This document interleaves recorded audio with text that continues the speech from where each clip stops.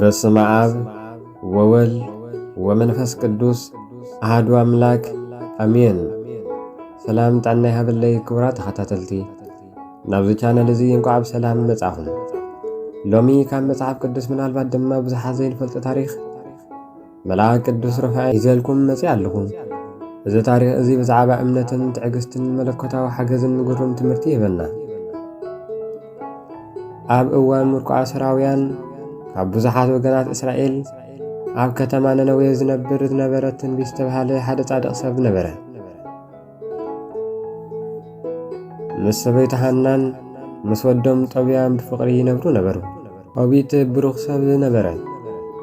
ኣብዚ እስራኤላውያን ብኣስራውያን ተማሪኾም ኣብ ዝነበሩሉ እዋን ከዓ ሞትን ሽግርን ኣብ ኩሉ ቦታ ይርአ እኳ እንተነበረ ጦቢት ግን ንሙታት ይቐብር ንዝተሸገሩ ከዓ ይሕግዝ ነበረ። ህይወቱ ኣብ ሓደጋ እናእተወ ንኻልኦት እስራኤላውያን መጽንናዕ ይህብ ነበረ። ሓደ መዓልቲ ግን ኣብ ዝደቀሰሉ ሓሉጭሩ ኣብ ዓይኑ ወደቐ እሞ ዓይኑ ዓወረ። እዚ ፍጻመ እዚ ከዓ ዓብዪ ፈተና ኾነ። ኣብዚ እዋን እዚ ድማ ኣብ ርሑቕ ከተማ ራጌስ እትነብር ሳራ ዝተባህለት ጓል ራጉኤል ድማ ኣብ ዓብዪ ጸገም ኣትያ ነበራት። 7 ግዜ ወላ እኳ እንተተመርዓወት ኩሎም ሰውእታ ኣብ ምሸት መርዖም ይሞቱ ነበሩ። እዚ ዝኾነሉ ምኽንያት ከዓኒ ኣስማንዲዮስ ዝተባህለ ጋንየን ምስ ሳራ ዝተመርዓው ዘበለ ንኹሎም ይቐትሎም ነበረ። ሳራ ከዓ ብጣዕሚ ተስፋ ቆሪፃ ነበረት። ክልቲኦም ጦቢትን ሳራን ካብ ሽግራቶም መንገዲ ንምርካብ ንእግዚኣብሔር ብቐጻሊ ይጽልዩ ነበሩ። ምሕረትን ምድሓንን ከዓ ይጽበዩ ነበሩ።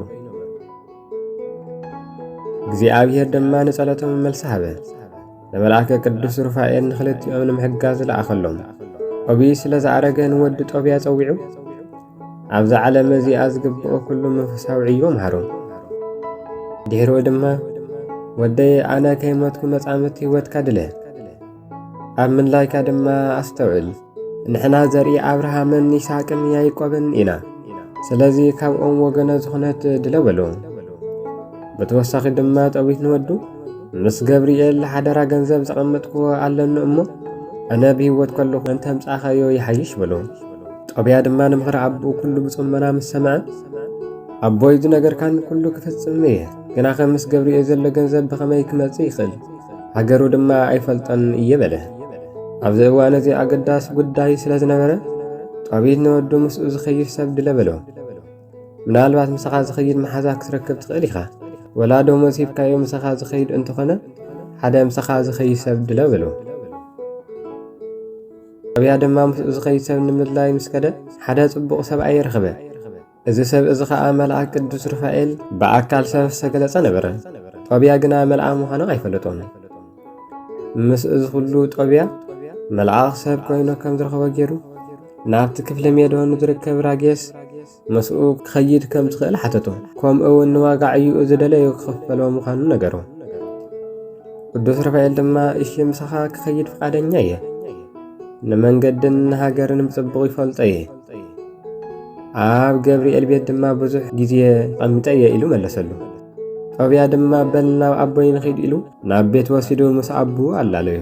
ጦብያ ንኣቡኡ ምስ ቅዱስ ሩፋኤል ምስ ኣፋለጦ ጦቢት ንመልአክ ካበይ ኢኻ መጺኻ? ብስም መን ኢኻ ኸ እትጽውዕ ኢሉ ሓተቶ። ቅዱስ ሩፋኤል ድማ ኣነ ወገን ዓብዪ ሓውኻ እየ፣ ስመይ ድማ ኣዛርያስ እበሃል በሎ። ጦቢት ንወዲ ጦብያ ንቅዱስ ሩፋኤል ሓደራ ሃቡ። ወደይ ካብ ሃገር ወፂኡ ኣይፈልጥን እዩ እሞ ከይፈርሕ። ስንቆም ኣሲሩ ድማ ንቅዱስ ሩፋኤልን ንጦብያን ሃቦም። ቅዱስ ሩፋኤል ንጦብያ ኣብ መንገዲ መርሖ። በዚ ድማ ቅዱስ ሩፋኤል መራሒ መንገዲ ተባሂሉ ይጽዋዕ። መንገዶም ክኸዱ ምስ በዓሉ ምሸት ኣብ ጤግሮስ ዝተባሃለ ዓብዪ ፈለግ በጽሑ። ድሕሪኡ ድማ ክድቅሱ ምዃኖም ወሰኑ። ጦብያ ድማ ብድኻም ምስ ተበገሰ ክሕጸብ ናብ ፈለግ ወረደ። ክዳና ኣውፂኡ ክሕጸብ ምስ ጀመረ ሓደ ዓብዪ ዓሳ ኩሕቶ ካብ ባሕሪ ወፀ። ብኡ ንብኡ መልአክ ቅዱስ ሩፋኤል ንጦብያ ሓዞ። ጦብያ ድማ ምስ ዓሳ ተጋዲሉ ናብ ደረቕ መሬት ኣውፅኦ። ድሕሪኡ ቅዱስ ሩፋኤል ንጦብያ ከምዚ ኢሉ ኣዘዞ፣ ንዓሳ ሕረዶ፣ ንጉቦትን ሓመቱን ብጥንቃቐ ሓዞ፣ ነቲ ካልእ ድማ ጠቢስና ክንበልዖ ኢና በሎ። ጦብያ ድማ ከምቲ መልአኽ ዝኣዘዞ ንዓሳ ሓሪዱ ሓሞትን ጉቦትን ሓዘ። ንኻልእ ስጉኡ ግና ፀብሒ ሰሪሖም ምሳሕ በልዑ። ጦብያ ድማ ንዓሳ ጉቦትን ሓሞትን ስለምንታይ ከም ዝሓዘ ንኽፈልጥ እዚ ሓዞ ዝበልካኒ ስለምንታይ እዩ ኢሉ ሓተቶ። ቅዱስ ሩፋኤል ድማ ጋኔን ዝሓደሮ ሰብ ምስ እትረክብ ነዚ ምስ ዕጣን ኣስትየሉ ጋኔን ከዓ ክወፅእ እዩ ኢሉ መለሰሉ። ብዛዕባ ከምዚ ክዛረቡ ምስ ፀንሑ ከዓ መልአክ ቅዱስ ሩፋኤል ሎሚ ኣብ ቤት ራጉኤል ክንድቅስ ኢና፣ ንሱ ቤተሰብካ እዩ። ንሱ ድማ ሳራ ዝተባሃለ ጽብቕቲ ጓል ኣላቶ፣ ንሳ ንዓኻ ክህበካ ኢለ ንራጉኤል ክነግሮ እየ በሎ። ጦብያ ድማ እታ ጓል ቅድሚ ሕጂ 7 ሰብኣይ ከም ዝተመርዓወት ኩሎም ድማ ኣብ ምሸት መርዖኦም ከም ዝመቱ ሰሚዐ እየ። ስለዚ ኣነ ንኣቦይን ንኣደይን ሓደ ወዲ እየ። ንሳ ከምቲ ዝተመርዓወተን ከምቲ ቅድሚ ሕጂ ዝሞቱ ሰባት ኣነ እውን እንተሞይተ ንኣቦይን ንኣደይን ዝሕግዝ የለን፣ እንተሞይቶም ድማ ዝቐብሮም ሰብ ኣይረኽቡን እዮም እሞ ክፈርህ እየ ኢሉ ስጋኣቱ ገለጸ። መልአክ ቅዱስ ሩፋኤል ግን ኣቦኻ ካብ ወገነ ኣዝማዱ እንተዘይኮይኑስ ካልእ ሰበይቲ ከም ዘይትመርዖ ነጊርካ ነይሩ፣ ወሲዕኻ የዲኻ በሎ። 7 ሰብኡታ ሞይቶምዋ ዝበልካዮ ንዓኻ መድሃኒቱ ከርእየካ እየ፣ ኣይትፍራህ ኣይትመውትን ኢኻ በሎ። ንጉቦትን ንሓመት ዓሳን ስለምንታይ ከም ዝሓስከ ትፈልጥ ዲኻ? ሕጂ ድማ ንሓሞትን ንጉቦትን ምስ ዕጣን ጌርካ ኣብ ሳራ ንዝነበረ ኣስማንዴ ዝተባሃለ ጋኔን ወፂኡ ክኸይድ እዩ። ድሕሪኡ ከዓ ናብኣ ፈጺሙ ኣይክምለስን እዩ። ናብኣ ምስ ኣተኻ ድማ ክልቲኦም ናብ እግዚኣብሔር የቕረባሃለ ዝኾነ ጸልዩ፣ ንሳ ድማ ደልውቲ እያ። ምሳና ድማ ናብ ሃገርና ሒድና ክንከይድ ኢና በሎ። ጦብያ ድማ ነዚ ቃል እዚ ምስ ሰምዐ ባህ በሎ እሞ ካብኣ ወፃኢ ካልእ ከይምርዖ ድማ ብምሉእ ልቡ ወሰነ። ድሕሪ እዚ ናብ ቤት ራጉኤል ምስ በጽሑ ሳራ ብሓጎስ ተቐበለቶም። ኣቦ ሳራ ራጉኤል ንጦብያ ሓንሳ ምስ ረኣዮ ነሰበይቱ ኣድናን እዚ ወዲ እዚ ንቤተሰበይ ጦቢት ይመስል በላ። ድሕሪኡ ድማ ኣስዒቡ ደቀይ ካበይ መጻኹም በሎም። ንሳቶም ድማ ካብ ሃገረ ነነዌ ኢና መጺና በልዎ። ኣብዛ ሃገር እዚኣ ጦቢት ዝተባሃለ ሓዊ ነይሩኒ ፈልጥዎ ዶ ትኾኑ ኢሉ ሓተቶም።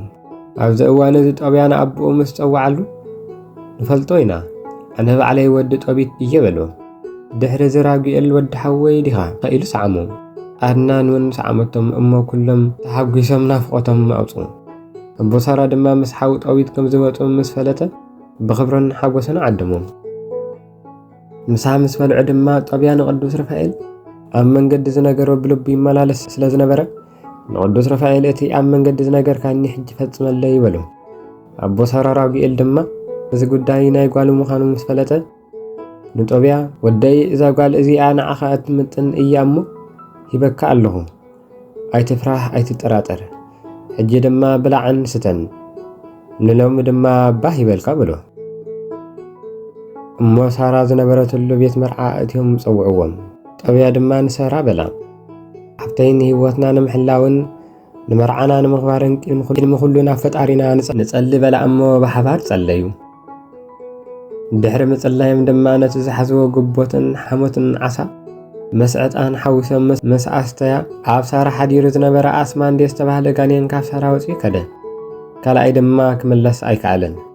ንሳቶም ድማ ብሰላምን ብጥዕናን ሃደሩ። ድሕሪኡ ድማ ጥዕንኦም ምስ ተረድአ ኣቦ ሳራ ራጉኤል ን14 መዓልቲ መርዓ በዓል ክካየደ ኣዘዘ። ጦብያ ናብ ሃገሩ ክኸይድ ምዃኑ ድማ ክነግሮ ኣረጋገጸ። 14 መዓልቲ መርዓ ምስ ተፈጸመ ጦብያ ንሰበይቱን ንብዙሕ ገንዘቡን ምስ መባእ ግመላት ሓዊሱ ብምብራቕ ናብ ሃገሩ ሰደዶም። ወለዲ ጦብያ ድማ ወዶም ብምድንጋዩ እንታይ ኮይኑ ይኸውን እናበሉ ንግዚኡ ይሓዝኑን ይጭነቑን ነበሩ። ድሕሪ ሂደት መዓልታትን ኣግማላቱን ሒዞም ምስ መጸ ብኽብርን ብሓጎስን ተቐበልዎ። ኣቦ ጦብያ ጦቢት ድማ ወድኻ መፂኡ ምስ በልዎ ዓይነ ስውር ስለ ዝነበረ ንዕኡ ክቕበል እየ ኢሉ ወደቐ። ብኡ ንብኡ ጦብያ ጉበትን ሓሞትን ዓሳ ሒዙ ስለ ዝነበረ ንዓይኑ ብኡ ንብኡ ቀብኦ።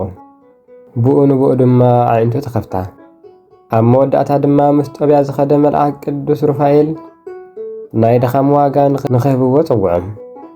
ንሱ ግና ንጦቢትን ጦብያን ንፈጣሪኹም ኣመስግኑ፣ ንስኻትኩም ክሳብ ሎሚ ካበይ ከም ዝመጻኹ መን ከም ዝኾንኩ ኣይፈለጥኩምን። ምስጢር እግዚኣብሔር ግና ብኽብሪ ክግለጽ ይግባእ እምበር ክሕባእ ስለ ዘይግባእ ተፈጥሮይ ንስመይ ክነግረኩም እደሊ በሎም። ኣነ ተፈጥሮይ መልኣኽ እየ፣ እየይ ድማ ናይ ቅዱሳን ጸሎት ክዕርጉ ካብ ዝኽእሉ 7 ሊቃነ መላእክቲ ሓደ ኣነ ሩፋኤል እየ ኢሉ ገለጸሎም። ንሳቶም ድማ ወዲቖም ናይ ኣኽብሮት ስግደት ሰገደሉ። ንኣምላኽ ኣቦታቶም ንእግዚአብሔር ድማ ኣመስገኑ። ልመናን ረድኤትን ናይ ቅዱስ ሩፋኤል ይሓግዘና፣ በረከቱ ድማ ይሕደረና። ወስብሃት ለእግዚአብሔር አሜን።